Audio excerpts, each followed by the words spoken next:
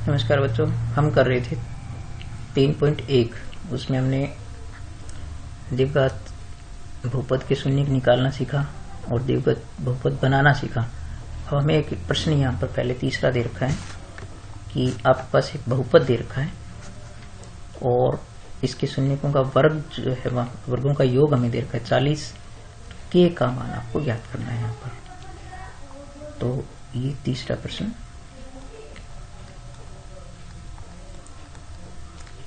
तो fx आपको दे रखा है x square minus 8x plus k। तो पहले आप क्या करें, यहाँ पर आपको पता है कि द्विघात बहुपद होता है, उसमें शून्यकों का जो योग होता है वो अल्फा प्लस बीटा होता है और शून्यकों का गुणनफल होता है वो अल्फा गुना बीटा होता है। तो इसमें हम इसकी तुलना करके पहले ax square plus bx plus c से तुलना करके abc लेते हैं। तो a का मान आपके पास हुआ यहाँ पर 1, क्योंकि x के गुणा में कुछ नहीं है। b आपके पास हुआ -8 और c आपके पास हुआ k। तो पहले हम शून्यकों का योग लेते हैं। तो शून्यकों का योग अल्फा प्लस बीटा होता है, वो होता है -b/a। तो देखो जो माइनस तो इसमें होता है, इसमें भी माइनस है, तो इसको ब्रैकेट में रखेंगे और अपॉन 1। तो ये आपके पास आ गया प्लस का 8। फिर अल्फा गुना बीटा लेते हैं, तो अल्फा गुना बीटा होता है c/a। तो c आपके पास है k और अपॉन 1, तो ये आ गया k। फिर बच्चों हमें ये दे रखा है कि इन शून्यकों के वर्गों का योग, शून्यकों के वर्गों का योग क्या दे रखा है 40 का योग दे रखा है 40। तो शून्यकों के वर्गों का योग, तो शून्य का आपके पास है अल्फा और बीटा, इनके वर्गों का योग यानी जोड़ जो है वो क्या देखा है 40। तो ये आपके पास एक गुणनखंड है जिसको हम जो इस प्रकार से लिख सकते हैं। जैसे आपके पास कभी भी a square plus b square हो तो हम इसको यूं लिख सकते हैं, यानी a square plus b square हो तो आप इसको यूं लिख सकते हैं a प्लस b का होल स्क्वेयर माइनस 2ab। तो अब यहां पर चूंकि a की जगह अल्फा है, b की जगह बीटा है, तो हम इसको इसी रूप में लिख देते हैं। तो ये बनेगा आपके पास अल्फा प्लस बीटा का whole square minus 2 alpha beta, और बराबर में हमें दे रखा है 40। यहाँ भी है 40। अल्फा प्लस बीटा अब हमारे पास क्या है, यहाँ पर आप देख, हमने अभी ज्ञात किया था, यह 8 और अल्फा गुना बीटा है k। तो बच्चों यहाँ पर क्या रख दो 8, तो 8 का स्क्वायर हो गया माइनस 2 अल्फा बीटा यानी 2 इंटू k इक्वल टू हो गया 40। अब देखो 8 का स्क्वायर होता है 64, 64 माइनस 2k इक्वल टू हो गया 40। तो माइनस 2k इक्वल टू हो गया 40 माइनस का पक्षांतर करेंगे तो माइनस का 64।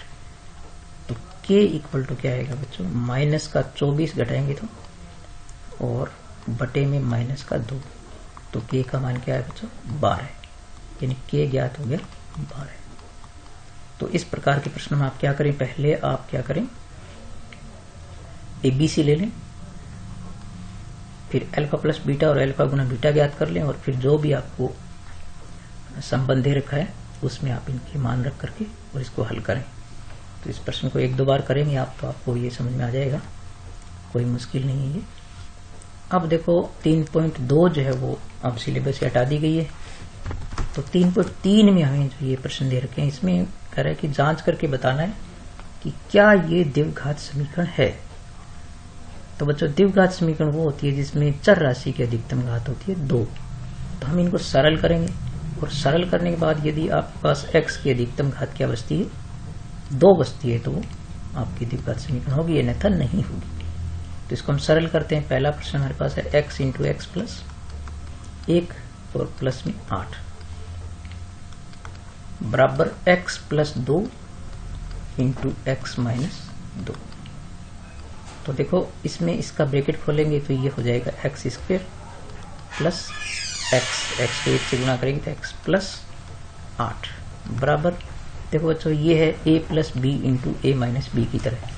तो इसको सरल करते हैं तो पहले पद को पहले से गुणा करेंगे तो एक्स स्क्वायर और प्लस 2 को माइनस 2 से करेंगे तो माइनस का 4। ऐसा तभी करते हैं जब एक पद प्लस में और एक माइनस में हो। तो यहाँ पर हम देखते हैं कि एक्स स्क्वायर का जो ये पद है ये इससे कैंसिल हो जाएगा, तो आपके पास बाकी बचेगा एक्स प्लस 8 बराबर में है माइनस का 4। तो आप देख सकते हैं कि यहाँ पर वैसे तो दिखाई दे रहा है कि एक्स स्क्वायर का पद कैंसिल हो गया, यानी अल्टीमेटली आपके पास एक्स आएगा माइनस का 4 और माइनस का 8 बराबर माइनस का 12। तो यहाँ पर हम देखते हैं कि एक्स की अधिकतम घात क्या है, एक ही है, तो ये द्विघात समीकरण नहीं है, यह है एक द्विघात समीकरण नहीं। द्विघात समीकरण केवल वही होती जिसमें x की अधिकतम घात क्या होती है, 2 होती है, यानी चर राशि की अधिकतम घात क्या होती है, 2 होती है। तो इसी प्रकार आपके पास यहाँ पर ये जो प्रश्न है ये आपके पास है x प्लस 2 का होल क्यूब है। तो इसको हम दूसरे प्रश्न को लेते हैं। तो दूसरा प्रश्न है x प्लस 2 का होल क्यूब और इक्वल्स टू है x का क्यूब माइनस 4। तो इसको हम सरल करेंगे तो x प्लस वाई के होल क्यूब की तरह सरल करेंगे तो x प्लस वाई की होल क्यूब इक्वल्स टू होता है x cube plus 3xy into X plus Y plus Y cube. तो यहाँ पर आप देख सकते हैं कि x की जगह x है और y की जगह 2 है, तो इसको हम सरल करेंगे तो ये आपके पास आएगा x की cube plus 3 into X Y है, यानी इन दोनों के गुणा का 3 गुणा, तो 2x का 3 गुणा करेंगे तो 6x हो गया इंटू एक्स प्लस वाई यानी x प्लस 2 और प्लस में y का क्यूब होता है तो y क्यूब, y आपके पास 2 है तो 2 का क्यूब क्या हो जाएगा 8 हो जाएगा वैसे, और ये हमारे पास है x क्यूब माइनस 4।